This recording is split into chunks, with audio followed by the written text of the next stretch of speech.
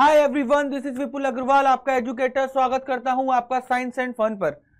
तो बच्चों, मेरे को बहुत सारे बच्चों ने ये चीज बोला कि सर हमारे पर तो बिजनेस स्टडीज की केस स्टडी क्रैक ही नहीं होती। क्या करें उनको क्रैक करने के लिए? बहुत ही परेशान है। हमने सब याद कर रखा है, हमें सारे कॉन्सेप्ट आते हैं, बट हम केस स्टडीज ही क्रैक नहीं कर पाते। क्या करें उनके लिए? हमारे मार्क्स कट जाते हैं। हम वेल प्रिपेयर्ड हैं, मेहनत पूरी कर रहे हैं, लेकिन क्योंकि केस स्टडीज क्रैक नहीं हो पाती, हमारे मार्क्स अच्छे नहीं आते।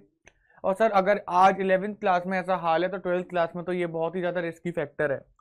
और मैं इस चीज के लिए आप लोगों से 100% एग्री भी करता हूँ कि केस स्टडीज को डिकोड करना आपके लिए हो सकता है इस एज पर थोड़ा डिफिकल्ट हो, बट क्या उसको इजी बनाया जा सकता है? डेफिनेटली इजी बनाया जा सकता है। डेफिनेटली इजी बनाया जा सकता है। और उसके इजी बनाने के लिए मैं कुछ आपके लिए टिप्स एंड ट्रिक्स लेकर आया हूं इस वाली वीडियो में, जिससे आप केस स्टडीज के बादशाह बन जाएंगे, केस स्टडीज के राजा बन जाएंगे बच्चों।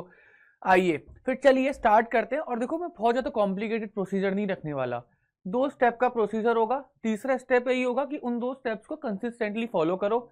एक केस स्टडी लेकर भी आया हूं जिसके थ्रू मैं आपको बताऊंगा कि कैसे केस स्टडी सॉल्व करना बहुत ज्यादा आसान हो जाता है। बहुत ही छोटी छोटी चीजें हैं जिनको करके आप लोग केस स्टडीज को तो बिल्कुल टेंशन छोड़ ही देना केस स्टडीज की। क्लियर है?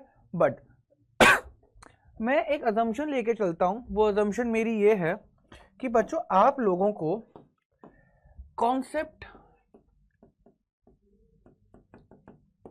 और कीवर्ड्स दोनों याद होने चाहिए। ये दोनों चीजें आपको पता होनी चाहिए कि बिजनेस स्टडीज के अंदर कोई भी एक टॉपिक हम लोग उठा लेते हैं। ठीक है, कोई भी टॉपिक उठा लेते हैं। सपोज करो हमने उठा लिया सोर्सेज ऑफ फाइनेंस। तो सोर्सेज ऑफ फाइनेंस में जितने भी सोर्सेज हैं उनके कॉन्सेप्ट आपको पता होने चाहिए कि ये क्या है। ठीक है, ये मांग फॉर एग्जांपल इक्विटी शेयर्स, तो इक्विटी शेयर्स पता होना चाहिए कि इसका मतलब क्या है। ठीक है, उसके फीचर्स और सबके कीवर्ड्स आपको बहुत अच्छे से पता होने चाहिए। ये मैं असम्पशन लेके चल रहा हूँ कि ये चीज आपको याद होनी चाहिए। क्लियर है? ये चीज आपको याद होनी चाहिए। तभी अगर आपको ये दोनों चीजें पता है, तभी आप बच्चों केस स्टडीज को बहुत आसानी के साथ सॉल्व कर सकते हैं। Then only you can solve the case study with the easiness.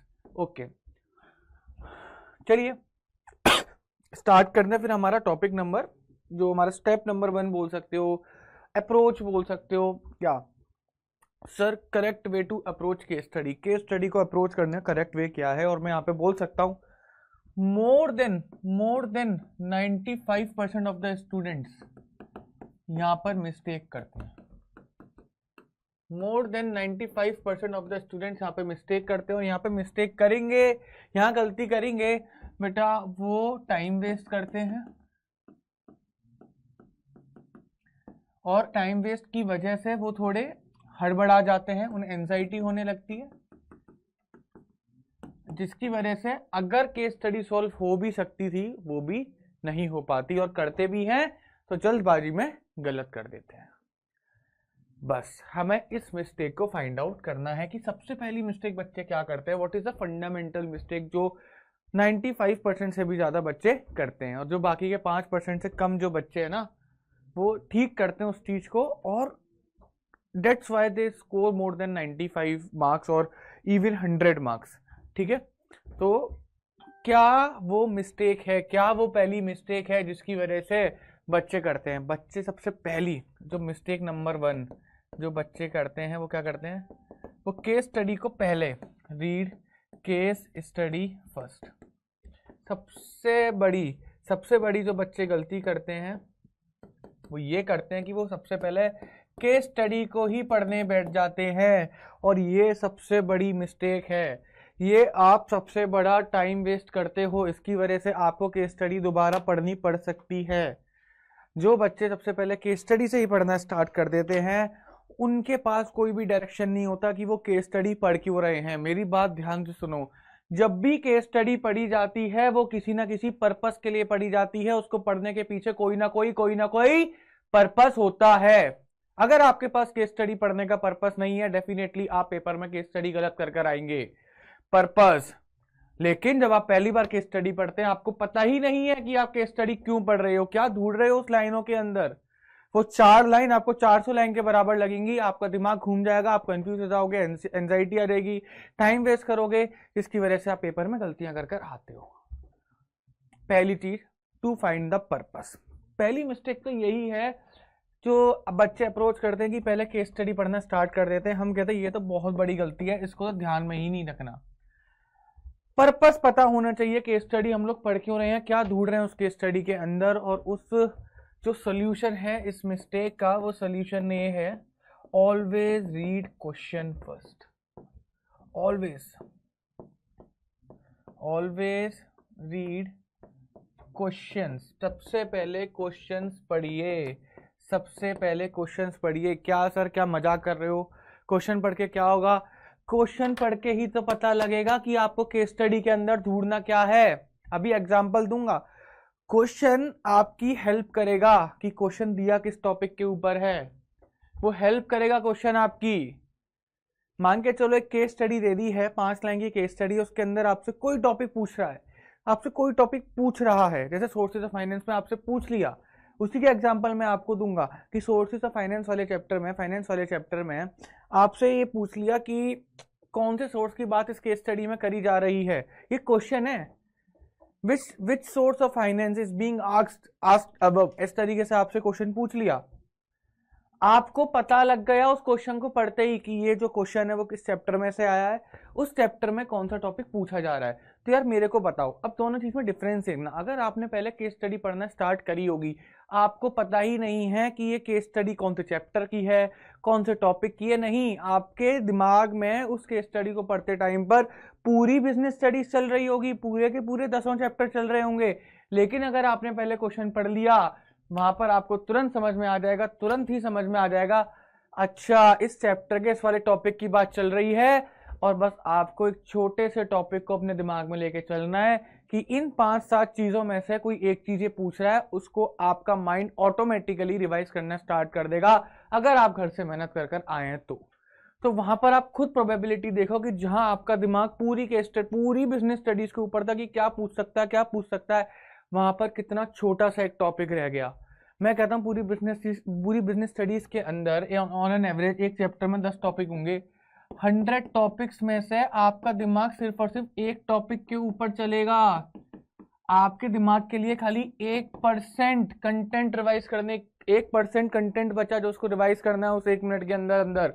तो आपका दिमाग कितने एफिशिएंटली काम करेगा, कितने प्रोडक्टिविटी के साथ काम करेगा, आप इस चीज को सोच के देखिए। तो हमेशा सबसे पहले क्वेश्चंस पढ़िए। केस स्टडी सामने आते ही क्वेश्चंस पहले पढ़िए। क्वेश्चन पढ़कर आपको डायरेक्शन मिल जाता है, अच्छा इस चैप्टर का ये वाला टॉपिक पूछा जा रहा है, आपकी थिंकिंग उसी टॉपिक के ऊपर जाएगी सीधा ऑटोमेटिकली। क्लियर है? पहली बात समझ में आ गई। ये मिस्टेक नहीं करने की पहले केस स्टडी पढ़ेंगे, नहीं, always read the question first. और जब आपने क्वेश्चन फर्स्ट करा, आपको पहली बार में केस स्टडी समझ में आ जाएगी, आपका टाइम वेस्ट नहीं होगा, एंजाइटी नहीं होगी, आप जल्दबाजी में गलती नहीं करोगे। क्लियर है? और आप उस 5% क्लब का हिस्सा बन जाओगे। क्लियर? आगे बढ़ते हैं। सेकंड चीज, अब आपको पता है, आपको कुछ चीजें क्लियर है कि आपको टॉपिक पता है, आपको सबसे पहले चैप्टर पता है, ठीक है, आपको सबसे है ना चैप्टर पता है, उसके बाद आपको टॉपिक पता है। ये चीज तो आपको पता लग जाएगी क्वेश्चन पढ़ते ही कि चैप्टर क्या है, कि टॉपिक क्या है। उसके बाद आप जो केस स्टडी के अंदर ढूंढेंगे, देखो कॉन्सेप्ट तो आपको ढूंढना ही है ना, कॉन्सेप्ट तो आपको ढूंढना ही है। और कॉन्सेप्ट पकड़ने के लिए सबसे जो इंपॉर्टेंट चीज होती है वो होती है बच्चों कीवर्ड्स। अगर आपको उस कॉन्सेप्ट के कीवर्ड्स पता है, आप कॉन्सेप्ट को ऐसे पता कर सकते हैं, ऐसे पता कर सकते हैं। क्लियर है? आप कॉन्सेप्ट को कैसे पता कर सकते हैं? ऐसे चुटकियों में। अभी बताऊंगा, अभी सब एग्जाम्पल दूंगा मैं आप लोगों को, अभी सारे एग्जाम्पल मैं आप लोगों को दूंगा। क्लियर? तो पहला स्टेप, पहले केस स्टडी नहीं पढ़नी, सबसे पहले क्वेश्चंस पढ़ने। क्वेश्चंस पढ़ के आप लोगों को डायरेक्शन मिलेगा। जैसे ही आपको डायरेक्शन मिलेगा, आपका दिमाग उसी डायरेक्शन में काम करना स्टार्ट करेगा ऑटोमेटिकली। आपको कोई फोर्स नहीं करना अपने माइंड को, उसी टॉपिक को रिवाइज करेगा और उस टॉपिक के कीवर्ड्स आपके दिमाग में तुरंत आ जाने चाहिए, क्योंकि याद होंगे। मैं असम्पशन लेके चल रहा हूँ कि याद होंगे, टॉपिक के कीवर्ड्स आने स्टार्ट होंगे। You just need to find out the keywords, और कीवर्ड्स के बेसिस पर आप टॉपिक को फाइंड करेंगे। और आपकी केस स्टडी 110% ठीक जाएगी। क्लियर है? अच्छा, केस स्टडी को बहुत ध्यान से पढ़ना है। केस स्टडी के अंदर हर लाइन, मतलब स्टार्टिंग में इंट्रोडक्शन के बाद जब केस स्टडी बताना चालू करती है, केस स्टडी बोलना स्टार्ट करती है अपने आप में, तो वो आपको हिंट देती हैं। कीवर्ड्स बिल्कुल एज इट इज छपे हुए नहीं आते। कीवर्ड्स के सिनोनियम्स आ सकते हैं, कीवर्ड्स के जनरल मीनिंग आ सकता है, बट मैं अगेन ये चीज बोल रहा हूँ, अगर आपको ओरिजिनल कीवर्ड्स याद हैं, आपको एनसीईआरटी के कीवर्ड्स याद हैं, आपको किसी अपनी टेक्स्ट बुक के, मैं कहता हूँ पूनम गांधी के, अगर आपको कीवर्ड्स याद हैं, क्लियर है, तो आप पेपर को बहुत ही आसानी के साथ कर सकते हैं। बात आई समझ में? कीवर्ड्स याद होना बहुत बहुत बहुत ज्यादा इंपॉर्टेंट है। अब केस स्टडी के एग्जांपल के थ्रू हम लोग समझ के देखते हैं। बच्चे पता क्या गलती करते? बच्चे, Anshuman has been successfully running a financial consultancy firm for the past 5 years। अच्छा, तो क्या चला रहा है? बच्चे लिखना स्टार्ट करेंगे, फाइनेंशियल कंसल्टेंसी फर्म है, 5 साल से चला रहा है, his company has been popular and enjoys good reputation. अच्छा, अच्छी रेपुटेशन है। बच्चों 2 लाइन पढ़ चुके, आपको समझ में ही नहीं आया कि किस चैप्टर की बात कर रहा है, समझ में ही नहीं आया। It has sufficient reserve of profit accumulated from the last 5 years। अगर बहुत बच्चे ने मेहनत करी है, बच्चा काफी ज्यादा स्मार्ट है, तो वो इस लाइन को पढ़ के हल्का सा हिंट ले सकता है, अच्छा कहीं ना कहीं सोर्स ऑफ फाइनेंस की क्यों नहीं बात कर रहा। अगर बच्चे ने बहुत अच्छे से पढ़ रखा है तो मैं बता रहा हूँ 2 या 3% बच्चों को समझ में आएगा इस लाइन को पढ़ने के बाद। He plans now to start branches in Bangalore and Mumbai also. ये लाइन आपकी हेल्प नहीं करेगी। For expanding business does not want any additional liability in the above context. नहीं आया। मैं अभी भी गारंटी से बोलता हूँ 95% को समझ में ही नहीं आया। खाली केस स्टडी पढ़ के, क्वेश्चन अभी हमने पढ़ा ही नहीं, खाली केस स्टडी पढ़ के समझ में ही नहीं आया कि ये केस स्टडी कहाँ लेकर जा रही है हमें, और बच्चे फिर क्या हो जाते हैं? कंफ्यूज हो जाते हैं। हम कहते हैं रुको, ये तो मिस्टेक है, ये तो गलती है। हम कहते हैं first read the question, suggest the source of finance. What the hell, बिल्कुल सही बात। चैप्टर का नाम सोर्स ऑफ फाइनेंस, टॉपिक का नाम सोर्स ऑफ फाइनेंस, यानी कि ये बात कर रहा होगा इक्विटी शेयर्स की, प्रेफरेंस शेयर्स की, रिटेन अर्निंग की, loan from commercial bank, loan from this, ICD, ये सारे टॉपिक्स की बात ये कर रहा होगा यहाँ पर। उनमें से कोई एक टॉपिक पूछा जा रहा है, हमें बस उन 7-8 टॉपिक में से, 7 नहीं 6 9-10 टॉपिक में से एक टॉपिक यहाँ पे फाइंड आउट करना है। आपका दिमाग उसी जगह पर काम करना स्टार्ट कर देगा, आपका दिमाग उसी जगह पर काम करना स्टार्ट कर देगा। और नेक्स्ट जो क्वेश्चन है वो है कोई भी 2 फीचर्स दो ऊपर वाली सोर्स के। तो अगर आपने सोर्स ठीक निकाल दिया तो ये भी क्वेश्चन ठीक, ये भी क्वेश्चन ठीक। अगर आपने सोर्स ही गलत निकाला तो ये भी गलत, ये भी गलत। क्लियर है? होंगे तो दोनों ठीक, होंगे तो दोनों गलत। ओके, तो source of finance find out करना है। कितना आसान हो गया।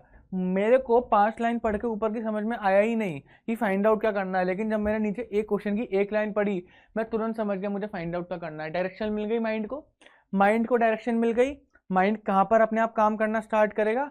Definitely now I have to find the keywords. और मैं कीवर्ड्स देखो ये लेकर आया हूँ, ये जो मैंने हाईलाइट कर रखे हैं, दीज आर द कीवर्ड्स। ऊपर वाली 2 लाइन तो है ही नहीं किसी काम की, किसी काम की नहीं। ऊपर वाली 2 लाइन तो बेसिक सी इंफॉर्मेशन दे रही है कि उसका बिजनेस 5 साल से चल रहा है, उसके बिजनेस की रेपुटेशन अच्छी है। रेपुटेशन अच्छी है तो मैं यहाँ से भी, देखो मेरे को बहुत एक्सपीरियंस है तो मैं यहाँ से भी कुछ चीज़ें निकाल सकता हूँ।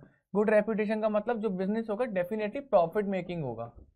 क्या होगा? प्रॉफिट मेकिंग होगा, क्योंकि प्रॉफिट मेकिंग बिजनेस की ही रेपुटेशन मार्केट में अच्छी होती है। लॉस वाले बिजनेस की रेपुटेशन मार्केट में अच्छी बनाई जाती है। अच्छी अपने आप तब बनती है जब बिजनेस का प्रॉफिट अच्छा होता है। क्लियर है? और यहाँ पर देखो हिंट भी दी रखी है, has been successfully running. Successfully running का मतलब डेफिनेटली प्रॉफिट कमा रहा होगा। तो बेसिकली ऊपर वाली 2 लाइनें मैं कहता हूँ बहुत डीप में जाओगे तो काम की है, अदरवाइज आप लोगों के लिए इस लेवल पर किसी काम की नहीं है। ठीक है, बट आपको एक आइडिया मिल गया क्या कर रहा है ना? प्रॉफिट है, चलो ठीक है।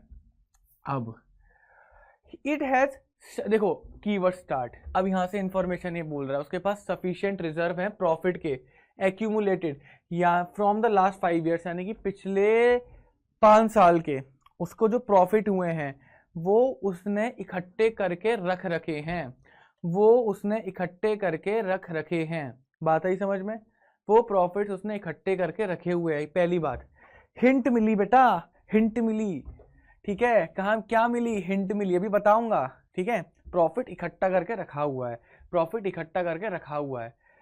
ही प्लान्स, अब वो प्लान एक्शन ले रहा है ना, एक्शन वो प्लान कर रहा है। क्या प्लान कर रहा है? ब्रांचेस स्टार्ट करने का बेंगलोर में, मुंबई में, यानी कि मैं कह सकता हूँ एक्सपेंड कर रहा है, एक्सपेंशन कर रहा है, ग्रोथ कर रहा है। क्लियर है? बिजनेस एक्सपेंड करने के लिए उसको कोई भी एडिशनल लायबिलिटी नहीं चाहिए। अरे यार सर, ये तो क्वेश्चन खुल गया, ये तो सीधा सीधा रिटेन अर्निंग की बात कर रहा है। कैसे पता लगा? उसको कोई एडिशनल लायबिलिटी नहीं चाहिए, इसका मतलब बोरोड फंड्स है ना, सॉरी बोरोड फंड्स नहीं, हमारे ओनर्स फंड्स में हमारी लायबिलिटी नहीं भरती। क्लियर है? बोरोड फंड्स में लायबिलिटी भरती, उधार लोगे तो लायबिलिटी बढ़ेगी, और जब खुद का फंड्स होगा तो नहीं। और ओनर फंड्स में कितने फंड्स होते हैं? खाली इक्विटी शेयर, प्रेफरेंस शेयर और रिटेन अर्निंग। और एक्सपेंशन के लिए रिटेन अर्निंग यूज होता है। क्लियर है? रिटेन अर्निंग कैसे आती है? What do you mean by the retained earning? वो अर्निंग जो कि हमने इकट्ठी करके रख रखी है, वो प्रॉफिट जो कि हमने इकट्ठे करके रख रखे हैं, तो वो इकट्ठे करे हुए प्रॉफिट, वो इकट्ठे करे हुए रिजर्व जब हम लोग बिजनेस में इन्वेस्ट करते हैं, उसको बोलते हैं हम लोग री इन्वेस्टमेंट ऑफ प्रॉफिट्स या flowing back of profits. Clear है? यही तो कॉन्सेप्ट था। क्लियर है? कितनी आसानी के साथ मैंने कर दिया। और अगर मैं इतना डीप में नहीं भी जाता, मैं तो बस कंपेयर करूंगा रिटेन अर्निंग के कीवर्ड, अनडिस्ट्रीब्यूटेड प्रॉफिट्स, यानी कि वो प्रॉफिट्स जो कि इकट्ठे कर रखे हैं, बांटे नहीं, डिविडेंड नहीं दिया, अपने पास ही इकट्ठे करके रखे हुए हैं। किसके लिए? एक्सपेंशन के लिए, ग्रोथ के लिए। ये सब देखो क्या है, मैं ये किताब का ही मैंने निकाला है, किताब में कीवर्ड इसका मतलब गिवन है। क्लियर है? बात आई समझ में? उसके बाद रिजर्व्स और सरप्लस, देखो ये कीवर्ड्स, इसको क्या बोलते हैं? इनको रिजर्व भी बोलते हैं, इनको सरप्लस भी बोलते हैं। ठीक है? रिटेन अर्निंग्स भी इनको हम लोग बोलते हैं। वो अर्निंग जो कि हम लोग रिटेन करके रहे, अपने पास ही रख के बैठे, हमने बांटी नहीं है। तो इन कीवर्ड्स की हेल्प से मुझे बहुत डिटेल में एनालिसिस करने की जरूरत नहीं है। आई नो द कीवर्ड्स, ठीक है, I know the correct approach. Correct approach है, सबसे पहले मैंने क्वेश्चन पढ़ा, क्वेश्चन पढ़ने के बाद मैंने पता करा कि किस टॉपिक के, किस चैप्टर की बात चल रही है। मेरे को बहुत ही ज्यादा कॉम्पैक्ट हो गया जो मुझे सोचने वाला एरिया था। ठीक है? जो इंटरेस्ट वाला एरिया था बहुत ही ज्यादा कम हो गया, है ना, माइंड अब उस जगह फोकस कर सकता है। Then I just have to look for keywords. अब आप देख रहे हो कीवर्ड्स यहाँ पर बिल्कुल मैच कर रहे हैं। जिस बच्चे ने अच्छे से पढ़ा है वो आराम से कीवर्ड्स यहाँ पे फाइंड आउट कर सकता है। ठीक है? सफिशिएंट रिजर्व ऑफ प्रॉफिट, यानी कि प्रॉफिट इकट्ठा करा हुआ है। ये देखो सारे कीवर्ड्स, अनडिस्ट्रीब्यूटेड प्रॉफिट, रिजर्व, ये सब कीवर्ड्स यहाँ नहीं है, यहाँ से पता लगी पहली चीज। दूसरी चीज, स्टार्ट ब्रांचेस मतलब एक्सपेंशन कर रहा है, ग्रोथ कर रहा है। बिल्कुल सर, ये देखो for the on the basis expansion and growth. Retained earning जो है वो क्या है? Owners fund. ओनर्स फंड मतलब लायबिलिटी नहीं बढ़ेगी, लायबिलिटी नहीं बढ़ेगी। और ये इसकी हिंट कहाँ पर दी? ये दी। तो क्या केस स्टडी ने हिंट दी या फिर नहीं दी? सर डेफिनेटली हिंट दी, केस स्टडीज ने डेफिनेटली हिंट दी, और इसकी वजह से हमारा केस स्टडी क्रैक करना कितना आसान हो गया। और the next step is consistently follow it. ये जो दो स्टेप है इनको आराम से कंसिस्टेंटली फॉलो करिए। जब भी आप केस स्टडी सॉल्व करेंगे इसी तरीके से करेंगे। स्टार्टिंग में प्रॉब्लम होगी, 10 केस स्टडीज बाद, 20 केस स्टडीज बाद ये चीजें आपके जहन में बस जाएंगी, आपका माइंड ऑटोमेटिकली उसी तरीके से काम करना स्टार्ट कर देगा। और यही चीज मैं अपने पेड बैचेस में कराता भी हूँ। इनफैक्ट बच्चों को प्रॉब्लम होती है कीवर्ड्स के लिए, तो केस स्टडीज में मैं उन लोगों को हैंड रिटन नोट्स देता हूँ, अपने हाथ से खुद से लिखे हुए बहुत ही सुंदर सुंदर नोट्स बना के देता हूँ, जिसमें मैं हाईलाइट करके चलता हूँ कीवर्ड्स को, ताकि वो उन्हें अच्छे से याद कर सकें। और जिनको कीवर्ड अच्छे से याद होंगे सॉरी, वो आसानी के साथ केस स्टडीज को सॉल्व कर सकते हैं। तो आई होप आपको ये सेशन बहुत ही ज्यादा अच्छा लगा होगा। फॉलो करिए, आपका केस स्टडीज का डर एकदम से खत्म हो जाएगा। ये वीडियो आपके लिए एक तरीके से ब्रह्मास्त्र होने वाली है बच्चों, ब्रह्मास्त्र होने वाली है। इस वीडियो को बिल्कुल एंड तक देखिएगा, अपने फ्रेंड्स के साथ भी शेयर करिएगा, जिससे सारे बच्चों का पेपर आराम से हो जाए और बिजनेस स्टडीज का जो डर है, केस स्टडीज का जो डर है, वो डर खत्म हो जाए। Then goodbye everyone, take care, मिलते हैं फिर ऐसे अमेजिंग सेशन में।